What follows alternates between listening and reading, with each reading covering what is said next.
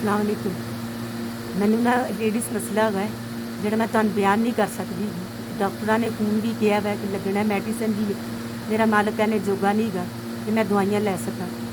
मेरा मसला बहुत खराब ही है। मेहरबानी मैडिसन वगैरह मैनू खून की कमी मेरे च इन्नी गुंजाइश नहीं मेरे खावन दे विच कि मैं अपना इलाज करवा सकूँ। मेरे च बहुत कमजोरी मसला है। मैंने खून लगना वै लेडीज़ मसला है मेरा बहुत ज़्यादा।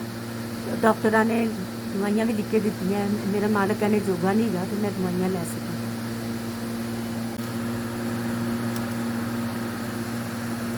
4,000 4,000 रुपया मैंने जिन्हें भी भेजे है। अल्लाह उन्हें जिंदगी तंदुरुस्ती देवे, लंबी उम्र देवे, खुशियाँ वेखनियां नसीबा च करी।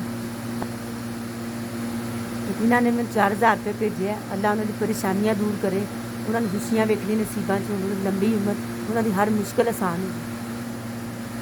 SGS जिन्होंने मैंने 4,000 रुपये पहुँचाया, अल्लाह उन्होंने खुशियाँ नसीब करे। SBS मैं 4,000 रुपये पहुँचाया, बड़ी मेहरबानी।